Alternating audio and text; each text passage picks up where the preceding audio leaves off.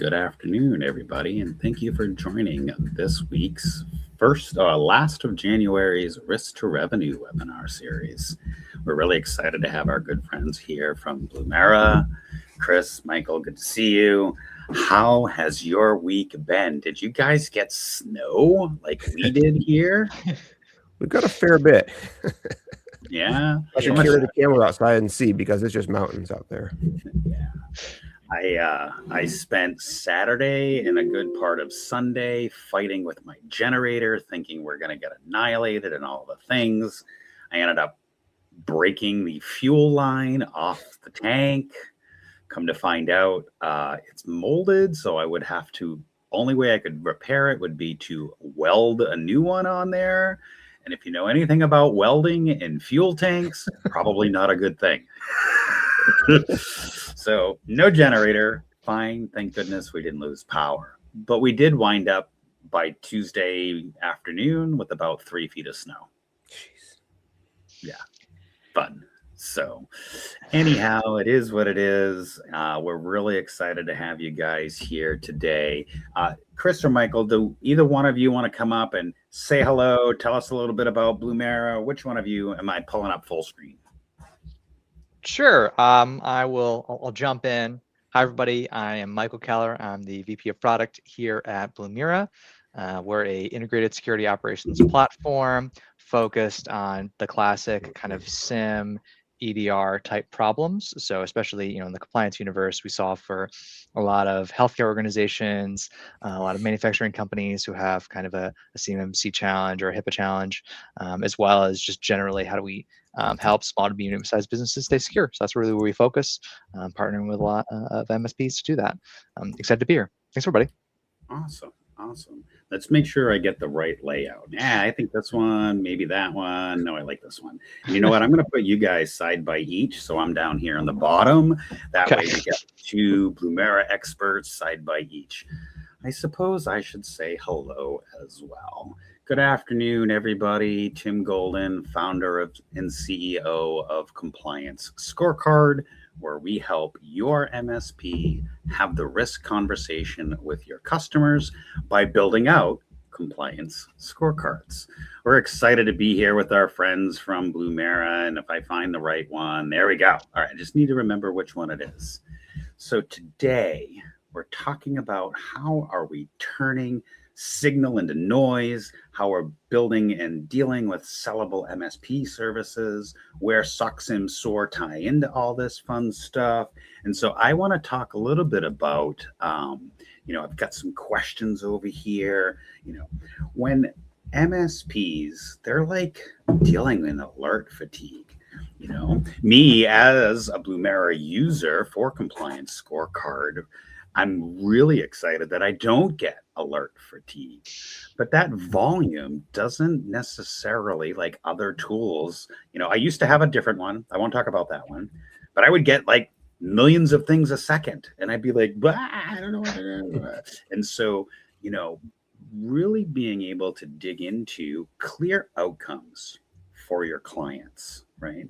When you start to think about that, how, like, tell me a little bit about alert fatigue and turning actionable items into something that we can deal with, separating the signal from noise. It's a really fine line. There's a lot of things that I think that, I'm not going to talk about Blumera, but there's a lot of things in general where there's good alerts that MSPs probably should want. But there's labor capacity issues, and there's a lot of things that maybe MSPs, I said this earlier this week, I think sometimes they're maybe happy with putting their head in the sand because if they get those alerts, now they're obligated to deal with those alerts, and it becomes a obligation on their part to spend so much of their labor resources dealing with those alerts. Even if you have well-tuned alerts, sometimes it's still a lot.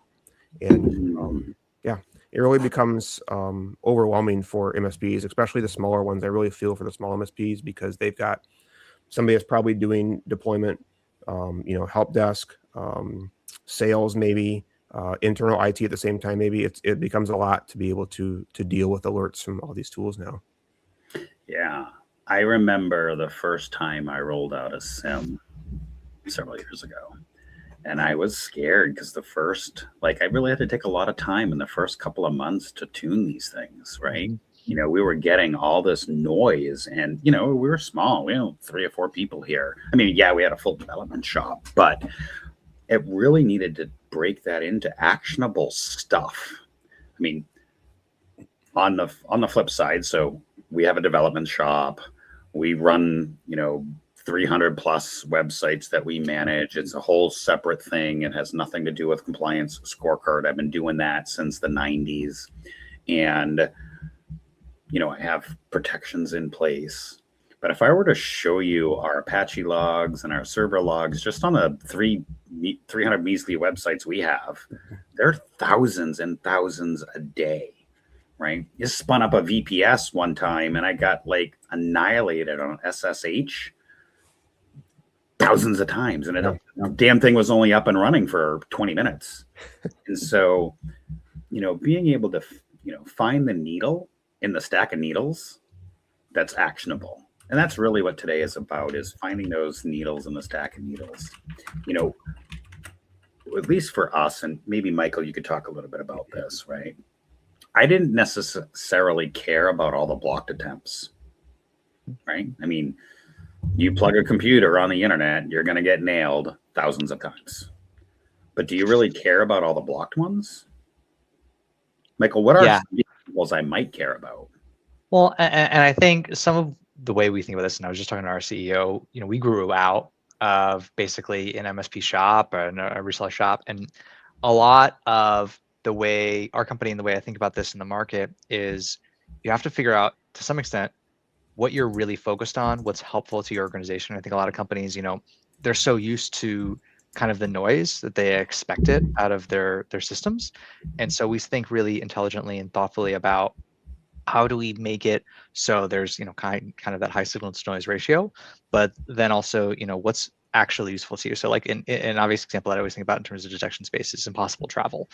Is that a good indicator? What does that really mean? What system is telling you that? How do you use that information? How does that information connect to others? To your point, something that's blocked in your network or something that's automatically resolved, is that helpful? Is that something you actually want to be alerted on? Is that something that just exists and is part of your network? What's traffic versus what's actionable intelligence? I think to your point, having, the right, whatever you're using, having that system tuned to your use case and making sure that the experts in that platform, whoever, is that company is, their team, you're partnering with them. I think the biggest thing is, how much you invest at the beginning of a relationship is really where we see our customers get the most value too. Yeah, I would say it's definitely important to be able to capture the noise for when something does happen and being able to backtrace that. Yeah. But I keep coming back to my, to my web serving hosting environment. I run a piece of software called Fail to Ban, blah, blah, blah, but I have all multiple layers and all the fun stuff. And actually, so my Fail to Ban actually posts to a Slack channel. And after the first day I just started to ignore it because its literally job is blocking. But now I have the history. So yes, log files, maybe stored in a SIM. No, I am not using Blumera in that, by the way. We use it in the compliance scorecard capacity, not for my other business capacity. But, when I was kind of rolling this out, I didn't care about the stuff it blocked. I mean, I do for logging and compliance and all that fun stuff. What I cared about were successful attempts.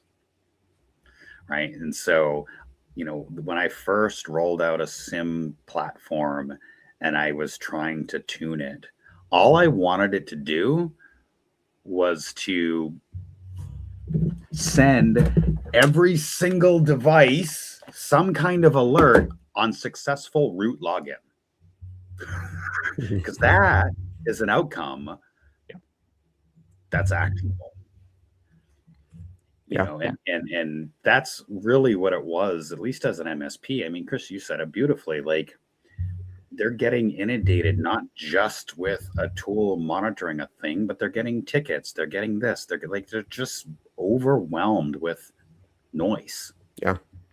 And I think that's, I think you mentioned actionable there a minute ago, and I think that's kind of where Blue Mirror shifted, and some other vendors have shifted too, from just saying like, here's an alert, figure it out, but bringing you not only alerts that are informative, but also explaining to you what you should do about it, because then that kind of gets into the realm of, now I don't have to go and do research. I have a tool that brings me both the problem and the solution, and that's a efficiency saver that lets your existing teams be more efficient, and it has a tool that actually solves a problem. And again, maybe this sounds like a sales pitch for Boomera, but the industry needs to kind of go towards this, where bringing a tool that brings you problems is not what you want. You want a tool that brings you the problem and how you fix it.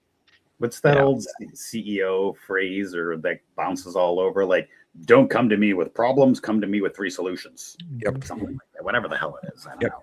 But I totally understand that with, I'll get a little personal here for a minute. For the last several years being, self-diagnosed ADHD, nerd, all the things, I spend all my life in noise. Mm-hmm. And I've done a lot of reading this past summer and a lot of things about separating signal from noise. If you look at any of the greats, whether it's, Jobs or Bezos or even what's his name, Kevin at Shark Tank and all those people, it's, what are the 3 things I need to get done in the next 18 hours? Separating that signal from noise. And it's very similar in an MSP. I get 10,000 tickets. Which one do I work on first? Yep. The one with the biggest impact. That's how I used to run our MSP, right? If a ticket would come in, or a business case come in, or a new tool or a new conversation or whatever, we would always address the priority of those things based on the biggest impact. Yeah. If whatever thing affected 1% of the users, it wasn't necessarily as much of a priority as a thing that affected 90% of the users. Yeah. And I think that when you talk about, you mentioned a few minutes ago about, failed login attempts, those are things that maybe if we have time, those are worth looking at sometimes, because those could still be, there's certainly, SIM alerts that are, hey, this is a thing you need to know about because bad stuff's happening. But there's also cases of like, hey, how come somebody found out about a user account and they're banging away at this user account over RDP? They found out they got one of the 2 keys they need to get in. They're going to figure out the second one sooner or later. So I think that helps too, like, prioritizing what the alerts, priority and importance is helps, because then, you can work your way down the list, because there's some stuff that if you don't deal with it right now, you're going to have a dozen alerts that are going to be really nasty tomorrow. Yeah. Well, and my background before Blue Mirror, I was in cyber insurance, and there, it's RDP is my favorite example of this, because there's different versions of it. Are we still talking RDP in 2026? Well, I know what we are, right? Like, I know, like, how could we be doing that? The only difference is I think most of the time it's not on the standard ports anymore. Most people have closed 3389, or at least they've moved their RDP to, whatever, 1003. Like, we did it. We've hidden it. No one will ever look on these other ports. They're non-standard. I think, sometimes it's SMB now, but these things are exposed all over the internet. It's not like it's a novelty. It's not like it's hard to find. Look up in Shodan, your preferred tool of choice. Everyone's aware of these things. And so it's about your collection of tools is going to be telling you, like, hey, here are your risks. Here's your upfront risks. And then eventually you'll get to a system that's saying, like, and now someone is probing those risks, and maybe you have a honeypot, whatever, like, yeah, you're being probed. Look at this, you're being probed. And then hopefully it's a matter of, those alerts aggregate, and then you're able to actually do something about that. So that's your point. It's 2026 and we're still talking about that. Hey, Matt, thanks for showing up. 3389, unlucky number. Well, it depends. Are you playing the lottery? Because New Hampshire has a daily 4. I think I might play that today. It's only going to cost me $2. Maybe I'll win millions. Who knows? But I do have kind of a little funny anecdotal story, because me, I love to tell my stories. As I was building out my, multiple layers and protections and blah, blah, blah, blah, blah. So those of you that are familiar with either Nginx or Apache and mod rewrite and the ability to rewrite stuff. So other than 443 and 80, any other port, I have now redirected to a Rickroll video that I created. So if somebody does try to get to something, both from a port perspective or a dictionary scan perspective or a file that they shouldn't have, whatever, they get Rickrolled right over to Tim's Rickroll video. I get sick and tired of like 10,000 of these things in an hour. I'm like, fine, I'm just going to redirect you to my YouTube channel, which generates me traffic. So yeah, all your hackers, how's that Rickroll? Anyhow. So there's a lot. I think there's a lot. There's something there though, in terms of, if you can convince an attacker that they have reached a good resource, honeypotting is a valuable tool too. That's another early warning sign, Mm-hmm. Yeah. And when I think about that, right, when I think about like, okay, we've got detections going on, right? And Chris, a little bit to both of your points, like now we need to be able to document the good, the bad, the ugly. Right. We need to be able to look at the noise and look at what signals coming in and determine, why is my port 22 getting attempts? Maybe I should, make it a non-standard port. They'll eventually find it, but who knows? Maybe I just need to like only have a loud list to certain ports for certain things. Yeah. Yeah, I think today, like, in 2026, exposing ports has just become such an excessive risk. I mean, you see it every time there's a new FortiGate vulnerability. There's still people that are still getting tore up by it because they still got their FortiGate exposed on the admin portal to the world. And it's, how many have we not learned yet? Yep. Yeah. I mean, same thing when your internet's exposed. One, like yesterday on Fortinet that I just saw CVE come out. I don't know. I'm in a bunch of different signal groups. Everybody's always bitching about Fortinet. Yeah. Sonic Wall's taking the back seat this month. Yeah, give it a week. It'll be unified next week. I'm sorry, Sonic Wall. I'm sorry, FortiGate. You do make decent firewalls. Yeah, it's tough being a firewall company. It really is. Yeah, it is. I mean, we were a Fortinet shop, hands down. That's all we ran forever. I mean, when I was at the MSP, of course, but in Sonic Walls on the other side, whatever, application specific. But being able to then take all that noise and then document it in some sort of fashion to then prove what outcomes, right? So it might be fine if you are putting in allowed lists, either redirecting ports, but you should probably document that someplace. I have allowed lists set up, which means I have denied lists set up. And I have these set up across multiple different systems and multiple different things, whether it's Azure or Route 53 or whatever, Cloudflare, blah, blah. But pulling all of that into a centralized documentation, then I can start to make risk and compliance decisions. Now I have a single source of truth of, why did I rename and redirect port 3389? Where does that go? And what does it do? And who's allowed from whatever, right? That documentation is going to be key, at least in my opinion. Yeah. And I mean, obviously this is where compliance scorecard, to some extent, plays a big role. Is, do you have good documented security best practices? Do you understand why you made those choices? Do you have an audit history of your own choices that you're making? Is that information centralized and aggregated? This is what makes security hard and compliance hard too, is because you have to do all of these different activities, then you have to record these activities, and then you have to remember how you structured your system and your setup, and hopefully the tools that you have in place make that a lot easier for you, both when you're dealing with cyber insurance or whatever it may be, but just in your own maintenance and upkeep, and not just in your vulnerability management place.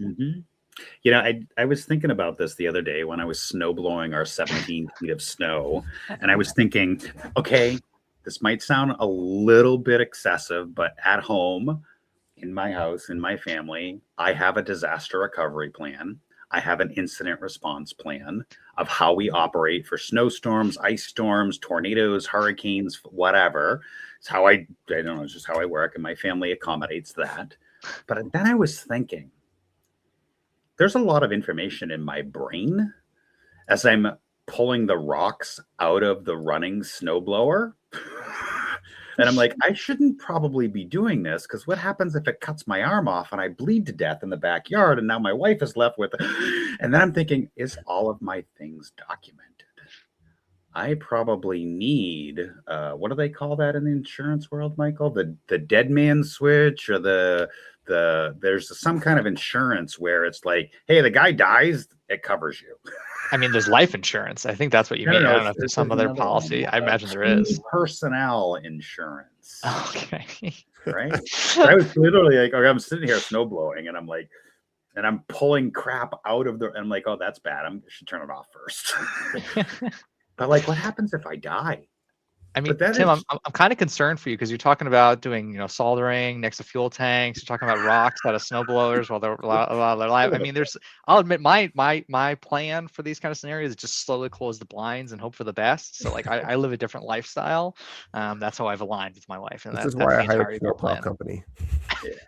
Well, but think about it. Like, I would imagine there's a lot of MSPs where that institutional knowledge about why we chose to redirect a port, why we chose to allow or deny list, why we did a thing, that's only living in some person's brain. And if we're talking about building sellable MSP services, we need to be able to document why these things exist, why we, with our customer, made a decision. Yeah. Right. And then, I don't know, I feel like if we're doing that, our teams might actually start to improve outcomes for our for their customers. Yeah. So it's all about the next sort of part of that, okay, we can all agree and that there's a lot of noise, that we need to be able to separate that signal from the noise. Then we need to be able to document the reasons behind that. But the next part of that is communicating it to the customer. Yeah, end users. And how do you notify them, and when do you notify them? It's a hard challenge. What do you need to do? How do you manage that? Managing the response, whatever it may be. Mm-hmm. I worked at an MSP for over 7 years, and we had this problem where some customers wanted to get notified every time a new ticket was opened, and that would include knock or SOC tickets. And what that generated was a ton of undue worry, unnecessary questions from the customer, where it's like, is this a big deal? In many cases, it's not. But yeah, there's definitely cases where the customer needs to be aware. It also, of course, as an MSP, helps you to make sure your customers know when you're doing things for them. That way they don't start asking questions about, what do you do for me? What do I pay you for? That kind of stuff. Well, and I think this is also where, summarized reports and other tools come into play. So like, we have an executive summary that we send out to our MSPs, and, that can then be a tool that they share with their customers, saying like, hey, for us, it's like, how much data did you ingest? How much noise did you keep away from me? And all those things, or how much did you automatically resolve for me? But again, also for the MSPs, it's like, what did they work? How did they protect their customers? Hopefully it's not about something bad happened and how did you make it less bad? It's nothing bad happened because the MSP, they did their job. They protected their end user, their clients. And so it's not just the day to day, but it's like saying, consistently over time, like, you're better off because of us, and this is what we do to make sure that stays true. And that's the hope. That's the intention. Yeah, I mean, and we do. Excuse me. Sorry. At least I hear a lot like, I already told someone, like, we got enough alerts. We have enough tools. Isn't that enough? Like, really? Like, we're already doing this, but we're ignoring it. Maybe not. Like, is that enough? I don't know if that's enough. I don't know if it's, what was the last stat? 27 tools an MSP has on average. Yeah. We see that a lot, where somebody will POC our product, and a lot of them will buy because they say, wow, there's these things going on in our network we didn't even know because we didn't have a SIM before. And it's like, that's great, but the honeymoon period wears off at some point, and then it becomes this is all important stuff, but sometimes it's important stuff, but sometimes people aren't really sure like how to properly triage it and deal with it. And we have tools to like reduce noise and stuff, which is great, but we see cases where the MSP says, I just in SIMs in general, I think MSP say, I'm not sure I know how to use this tool sometimes. Yeah, I'm not sure how to use this tool. And, Oh, and it's tough, especially like when you want to see those interesting findings, but at the same time you're not necessarily going to do anything with them. Some of them are just informative, and so then like you end up with this collection of things that you don't want to take action on, and maybe you don't. It's hard to maintain those systems, and you end up with just like a queue and a backlog, and so those are the challenges that you get when you're not able to consistently and actively invest the time, security and all these places. And so the easier it is for those tools to kind of connect to each other becomes really important. consistency of data and messaging and outcomes. Yeah. Right. And I think that's really the point of, when we talk about turning security signals into something that MSPs can sell. Stop selling tools and start selling outcomes. Yeah. The tools can help you figure out those things. And I love this phrase. I've been saying it for almost 2 years now, and I'm going to keep saying it till I'm caught up in a snowblower. And that is, MSPs, don't ask your clients what keeps you up at night or keeps them up at night. Flip the conversation and ask them, what gets you out of bed in the morning? What motivates you to make the widget you want to make or do the thing you want to do? Why do you do the thing you do? That does two things. A, it changes the conversation from negative to positive. And B, it gives them an opportunity to talk about their business. And in there is where you're going to start to find those little nuggets of outcomes you can protect. When it comes to security signals and that kind of stuff, I don't know. Maybe they're a donut manufacturer, and maybe they make donuts because their grandmother taught them how to make donuts, and maybe they continue to make donuts. And down that path, you come to realize, oh, you have a thermometer that's Wi-Fi in your network monitoring your fridge. Do I need to remind you of MGM and the fish tank monitor? Tim, did you also hear the story about the new Dunkin' Donuts plant in Massachusetts? I'm just checking because like I heard about that. That's something about donuts. The whole city smells like donuts apparently. So like that's really exciting. I live well in New Hampshire. I'm just not, but yes, very familiar. Yeah, well, I don't know. I watched the news last night. But I think it's funny too because it's exactly the point.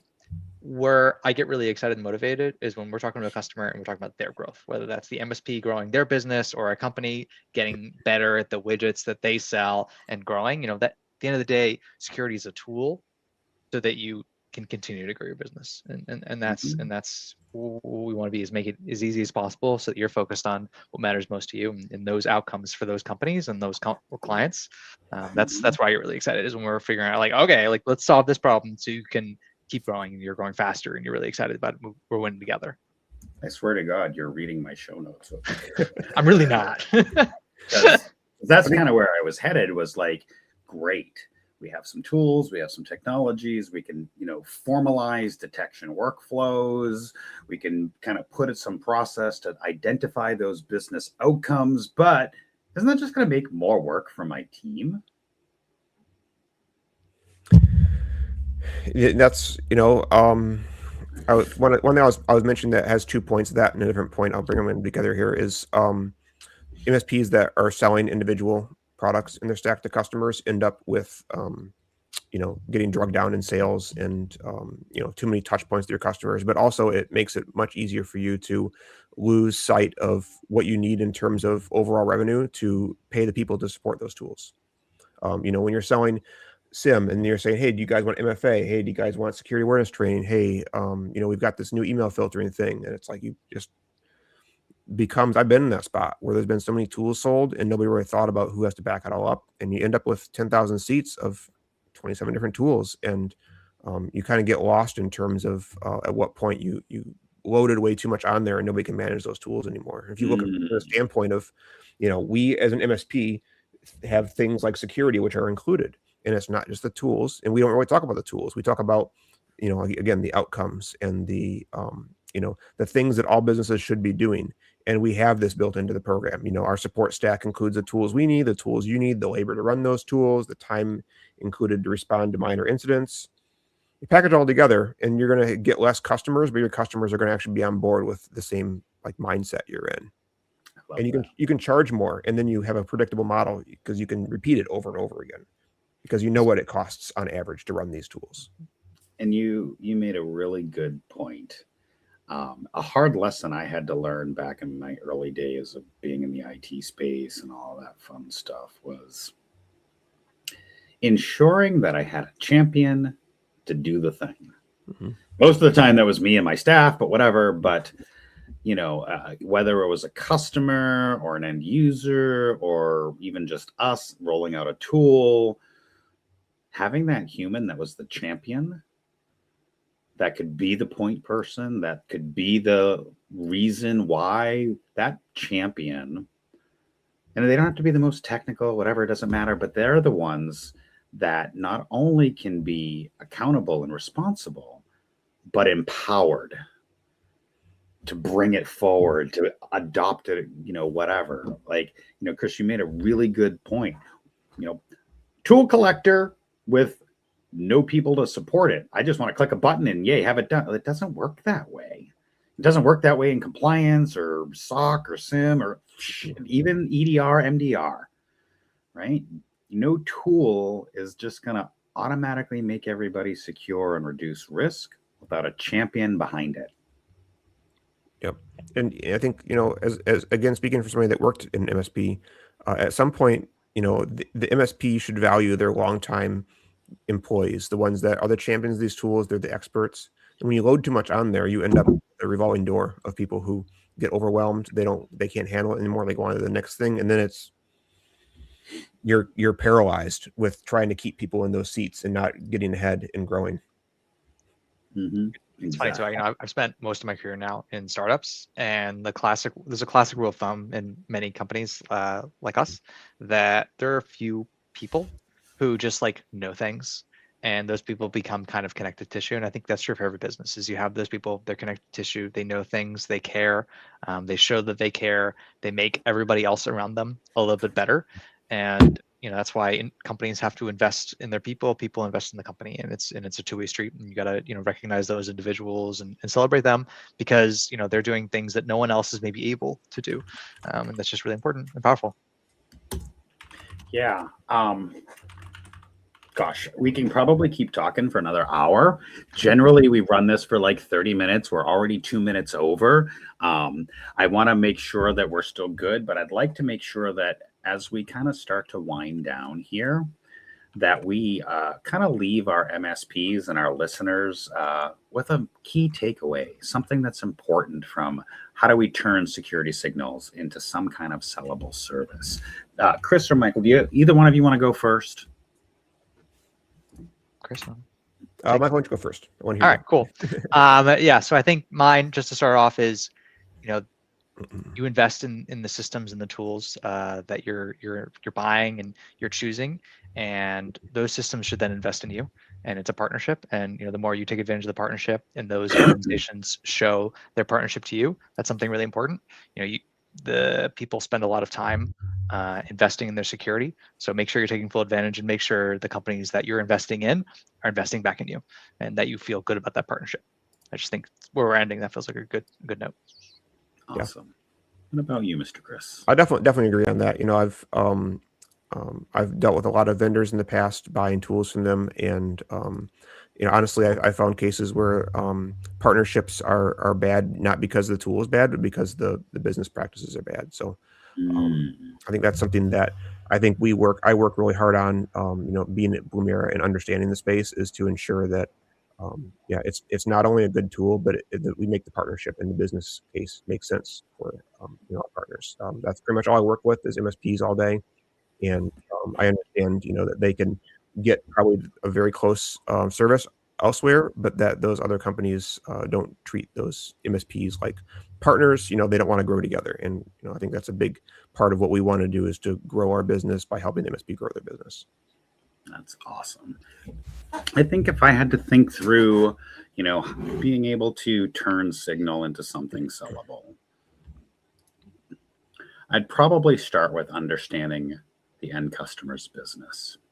I would spend some time getting to know them, why they get out of bed, why the widgets they want to make, why they do the thing they do. And as we start to discover and have those relational conversations with our customers, we can start to uncover the risks that they may or may not be aware of. whether it's rolling out a new tool and that alerts and the alert fatigue that we're feeling, you should be able to document why they exist, why decisions were happening, the business outcomes that you're trying to help your customer achieve, and separating that signal from noise and understanding this is the signal, this is the thing that our customer needs or wants to protect and why they do the thing they do. And you can move beyond all the needles in the stack of needles to find that one needle that's important to your end customer. It's about relational building. It's not about more tools. It's about separating that signal from noise. Chris, Michael, thank you so much for taking time to join us. I know we're going to have a couple of more of these coming up, but before we end, should we drop a little nugget about what's coming, Chris?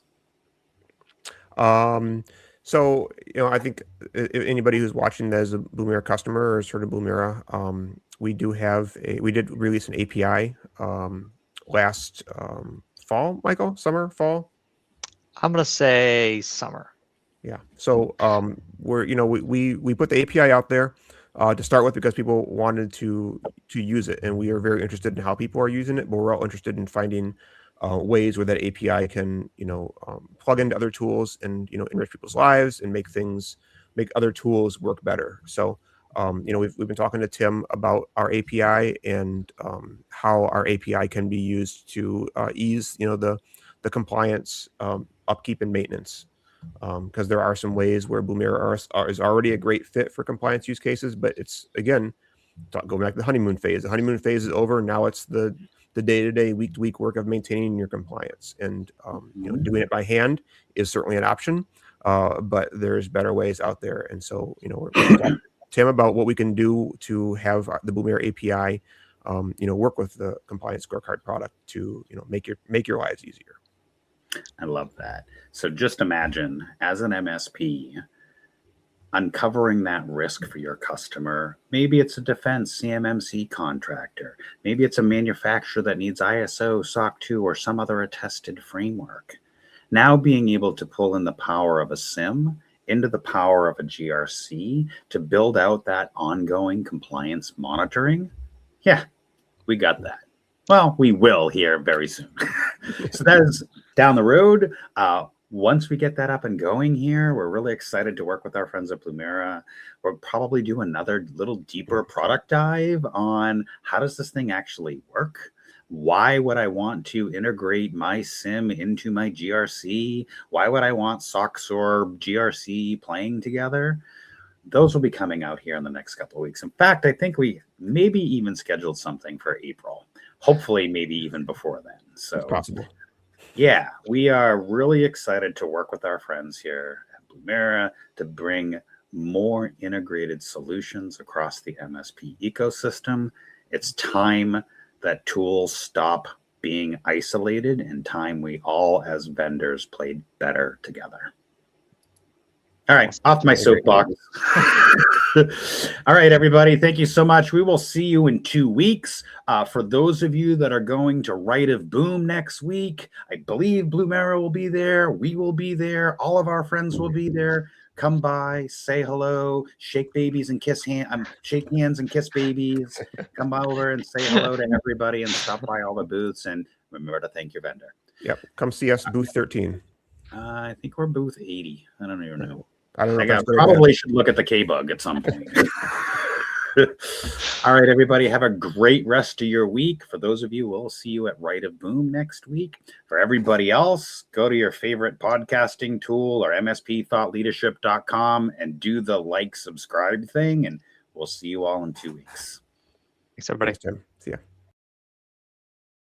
Subscribe now.